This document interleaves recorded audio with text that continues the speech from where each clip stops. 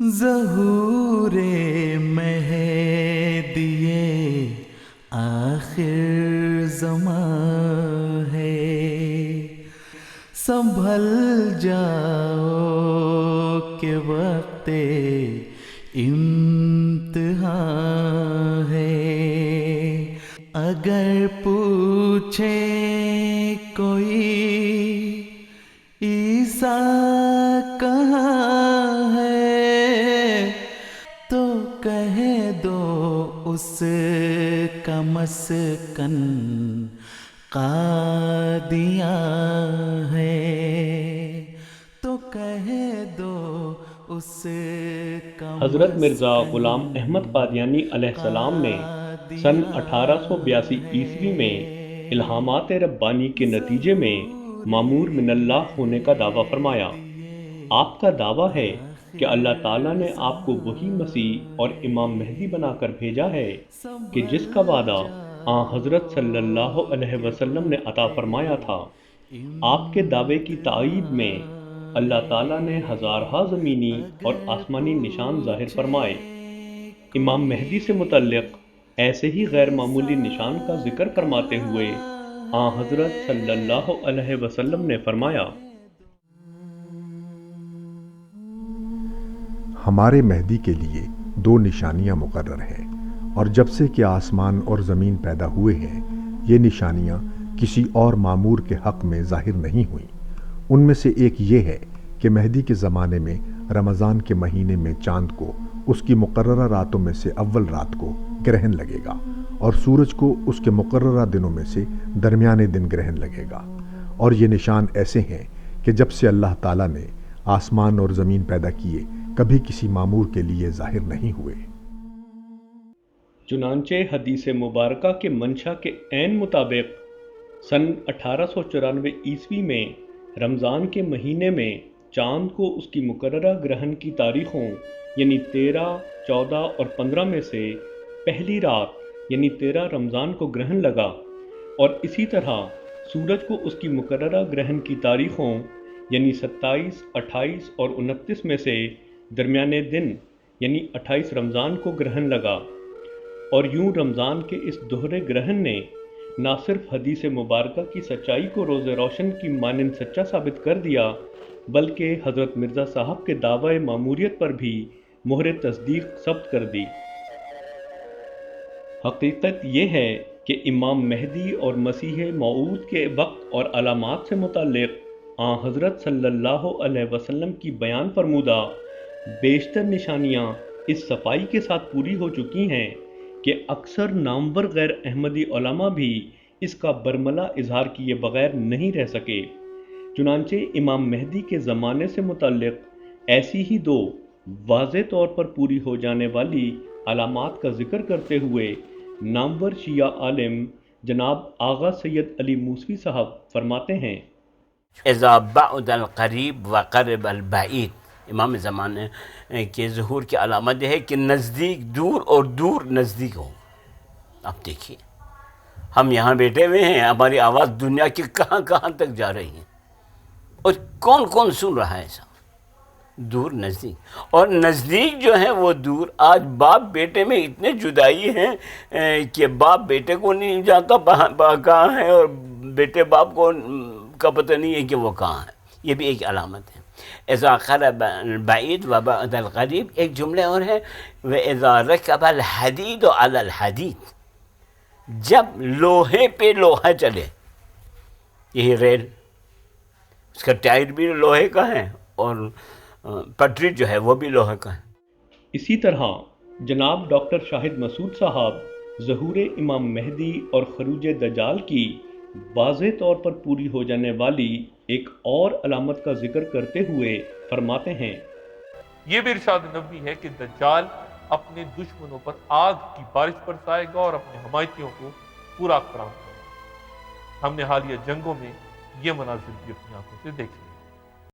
نیز ڈاکٹر طاہر القادری صاحب مختلف احادیث مبارکہ سے استنباط کرتے ہوئے فرماتے ہیں کہ امام مہدی کے وقت کی علامات سن ہجری کے لحاظ سے 1000 پر 200 برس بیتنے کے بعد نمودار ہونا مذکور ہیں۔ چنانچہ وہ اقرار فرماتے ہیں کہ اگر 1000 سے 1000 مراد لیا جائے تو امام مہدی کو سن ہجری 1200 کچھ میں ظاہر ہونا چاہیے تھا۔ لہٰذا وہ فرماتے ہیں ان تمام ائمہ اور محدثین نے مختلف روایات سے بیان کیا کہ یہ 10 آیات کسی بعد الالف، کسی 1000 سال کے بعد، دوسری صدی ہجری شروع ہونے کے بعد ظاہر ہوں گی۔ ان تمام حدیثوں کو سامنے رکھ لیں۔ اب آج شروع ہے 5ویں صدی ہجری۔ اگر یہ اس 1000ویں سال میں امام مہدی علیہ السلام نے آنا ہوتا، یہ جو 1000واں سال چل رہا ہے ہجری کا، اگر اس میں آنا ہوتا تو دراصل ان کے ظہور کا زمانہ گزر چکا 200 سال پہلے۔ ان کو ظاہر ہونا چاہیے تھا جب ہجری کا سن تھا سن 1200 کچھ۔ چنانچہ احادیث مبارکہ کے منشا کے عین مطابق حضرت مرزا غلام احمد قادیانی علیہ السلام سن 1200 ہجری کے عین وسط یعنی 1250 ہجری میں پیدا ہوئے۔ یہاں یہ بات ملحوظ خاطر رہے کہ بعد الالف کے معنی 1000 کے بعد کے ہیں، نیز یہ کہ جب صرف 1000 کہا جائے تو اس سے مراد صرف اور صرف 1000 ہی ہوتی ہے۔ صرف یہی نہیں بلکہ جناب ڈاکٹر طاہر القادری صاحب مزید وضاحت فرماتے ہیں کہ اگر بعد الالف سے 1000 مراد دیا جائے تو مہدی کے بطور امام ماموریت کا معین وقت آج سے ٹھیک 125 سال قبل بنتا ہے۔ چنانچہ وہ فرماتے ہیں بعد المئتین فرمایا، اصل وہ ابتدا 100 سے نہیں ہونی شروع، 2 صدیاں پوری ہوں گی بعد 200 سال پورے ہونے کے بعد۔ تو فی الحقیقت زمانہ 225 سال کا نہیں گزرا، 125 سال گزرا ہے۔ سو احادیث مبارکہ کے منشا اور ان غیر احمدی علماء کے اپنے اقرار کے عین مطابق آج سے ٹھیک 125 سال قبل یعنی 1882 عیسوی میں حضرت مرزا غلام احمد قادیانی علیہ السلام نے ماموریت کے الہام کے ساتھ اپنے مشن کا آغاز فرمایا۔ حضرت صلی اللہ علیہ وسلم نے اپنی امت کی ہدایت اور رہنمائی کے لیے بڑی تفصیل کے ساتھ ان علامات کا ذکر فرمایا جو کہ ظہور امام مہدی سے تعلق رکھتی ہیں۔ ان تمام علامات کا احاطہ تو اس مختصر تعارفی پروگرام میں ممکن نہیں، مگر یہ ایک حقیقت ہے کہ امام مہدی سے متعلق تقریباً تمام کی تمام علامات بڑی صفائی کے ساتھ پوری ہو چکی ہیں، اور اس بات کا خود غیر احمدی علماء بھی اقرار کرنے پر مجبور ہیں۔ چنانچہ ایک معروف شیعہ عالم جناب آغا سید علی موسوی صاحب ببانگ دہل اس حقیقت کا اعتراف کچھ ان الفاظ میں فرماتے ہیں۔ اگر آپ غور سے ان کتابوں کو پڑھیں اور دیکھیے، ایک ایک علامت آپ کے سامنے ظاہر ہے۔ آپ سمجھیں کیا دجال بھی آ گیا ہے، اور مسلمانوں میں جو تفرقہ ہے وہ بھی ہو چکا ہے۔ گویا احمدی مخالف علماء کے نزدیک بھی ظہور امام مہدی سے متعلق تمام تر علامات پوری ہو چکی ہیں، اور یہ کہ ان علامات میں سے ایک اہم علامت مسلمانوں کا 73 فرقوں میں تقسیم ہو جانا بھی ہے۔ لہٰذا جامع ترمذی کتاب الایمان میں اس بارے میں ایک حدیث کچھ یوں مذکور ہے۔ حضرت صلی اللہ علیہ وسلم نے فرمایا کہ ایک وقت آئے گا کہ جب میری امت بنی اسرائیل کی اتنی مشابہ ہو جائے گی جیسے کہ ایک جوتا دوسرے سے مشابہ ہوتا ہے، اور بنی اسرائیل 72 فرقوں میں منقسم ہوئے تھے، جبکہ میری امت 73 فرقوں میں منقسم ہو جائے گی، سوائے ایک باقی سب جہنمی ہوں گے۔ صحابہ کرام نے عرض کی کہ وہ ایک نجات یافتہ فرقہ کون سا ہوگا؟ تو حضرت صلی اللہ علیہ وسلم نے فرمایا کہ جو میرے اور میرے صحابہ کے طریق پر ہوگا۔ سو مسلمانوں کا 73 یعنی بے شمار فرقوں میں تقسیم ہو جانا بھی قرب قیامت کی ایک اہم علامت ہے کہ جب امام مہدی نے ظہور فرمانا تھا۔ صرف یہی نہیں بلکہ یہ حدیث مبارکہ 72 ناری اور ایک ناجی فرقے کی پہچان کی انتہائی واضح اور ناقابل تردید بنیادیں بھی فراہم کرتی ہے۔ اول، اس حدیث میں بیان فرمایا گیا تھا کہ جب تفرقہ ہوگا تو 72 ناری فرقے باہمی مشابہتوں کی وجہ سے ایک طرف جبکہ ایک ناجی فرقہ دوسری طرف ہوگا۔ چنانچہ ہزارہا اندرونی اختلافات کے باوجود مسلمانوں کے تمام تر فرقے احمدیت کے خلاف یک زبان اور باہم ایک ہو جاتے ہیں اور جماعت احمدیہ کو اپنی 72 کی تھیلی سے الگ قرار دیتے ہیں۔ بعین ہی یہی صورتحال اس وقت پیش آئی کہ جب 1974 میں پاکستان کی قومی اسمبلی نے احمدی مسلمانوں کو باقی تمام تر فرقوں سے الگ کرتے ہوئے غیر مسلم قرار دیا۔ چنانچہ اس فیصلے سے ایک فرقہ باقی تمام تر فرقوں سے کلیتاً الگ اور ممتاز ہو گیا۔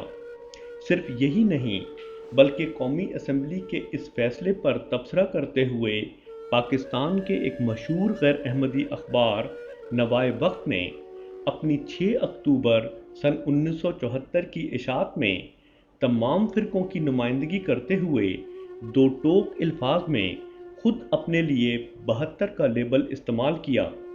چنانچہ مذکورہ اخبار لکھتا ہے، قادیانی فرقے کو چھوڑ کر جو بھی 72 فرقے مسلمانوں کے بتائے جاتے ہیں، سب کے سب اس مسئلے کے اس حل پر متفق اور خوش ہیں۔ یوں اللہ تعالیٰ کی تقدیر نے خود غیروں کے ہاتھوں ایک کو 72 سے الگ اور ممتاز کروا دیا۔ آن حضرت صلی اللہ علیہ وسلم کا واضح فیصلہ ہے کہ ایک ناجی اور 72 ناری، جبکہ مولوی حضرات اور ان کی زیر اثر اسمبلی کا فیصلہ ہے کہ 72 مسلمان اور صرف ایک کافر۔ اب یہ آپ پر ہے کہ آپ کس کا فیصلہ تسلیم کرتے ہیں، آن حضرت صلی اللہ علیہ وسلم کا یا مولویوں کا۔ دوم، اس حدیث میں 72 ناری فرقوں کی پہچان ان کی بنی اسرائیل کے ساتھ مشابہت بیان کی گئی ہے۔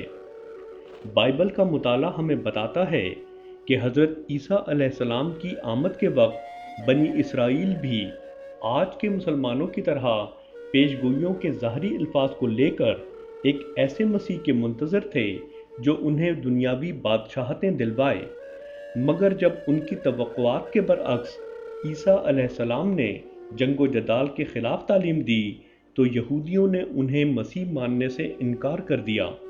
چنانچہ بائبل کی مسیح کی آمد سے متعلق پیش گوئی اور بعد کے ان عبرتناک واقعات کا ذکر کرتے ہوئے ایک معروف اسکالر جناب ڈاکٹر شاہد مسعود صاحب فرماتے ہیں، یہ ہوا یعنی خدا ایک مسیحا نازل فرمائے گا، دنیا کی بادشاہت اسی کی ہوگی، اسی کے آنے سے حضرت داؤد علیہ السلام کی سلطنت بحال ہو جائے گی اور یروشلم خدا کا دارالحکومت بن جائے گی۔ بادشاہ سے مراد آسمانی بادشاہت، یہ خدا کے پیغمبر حضرت عیسیٰ علیہ السلام۔ لیکن یہود تو یہ خواب دیکھ رہے تھے کہ اس کی آمد سے انہیں دنیا جہاں کی بادشاہت مل جائے گی اور وہ ساری دنیا کا لہو پیے گی اور انہیں کوئی پوچھنے والا نہیں ہے۔ چنانچہ انہیں حضرت عیسیٰ علیہ السلام کی تعلیمات سن کر دھچکا لگا اور انہوں نے آپ کو نبی ماننے سے انکار کرتے ہوئے کہا کہ عیسیٰ جلیل کا رہنے والا ہے اور جلیل سے کوئی نبی پیدا ہی نہیں ہو سکتا۔ یہ غیر احمدی اسکالرز یہود پر تو الزام لگاتے ہیں کہ انہوں نے پیشگوئیوں میں موجود دنیا کی بادشاہت کے ذکر کو لفظاً لیا اور عیسیٰ علیہ السلام کی توجیہ کہ اس سے مراد آسمانی بادشاہت تھی قبول نہ کیا، مگر خود حدیث کے مطابق بعین ہی یہود کے نقش قدم پر چلتے ہوئے اس دور کے مسیح کے متعلق اپنے اس عقیدے پر ڈٹے ہوئے ہیں کہ آنے والا مسیح ضرور دنیاوی بادشاہتیں ہی لائے گا۔ چنانچہ حدیث میں بیان شدہ ایک ایک لفظ سچا ثابت ہو رہا ہے اور آج مسلمانوں کے 72 فرقے بھی بنی اسرائیل سے کامل مشابہت اختیار کرتے ہوئے ایسے جنگجو مسیح کے منتظر ہیں جو جنگ و جدال کے ذریعے ساری دنیا ان کے لیے فتح کرے۔ لہٰذا یہودیوں کی طرح مسیح کے ذریعے دنیاوی بادشاہتوں کے حصول کی اپنی تمناؤں کی منظر کشی کرتے ہوئے جناب ڈاکٹر اسرار احمد صاحب فرماتے ہیں،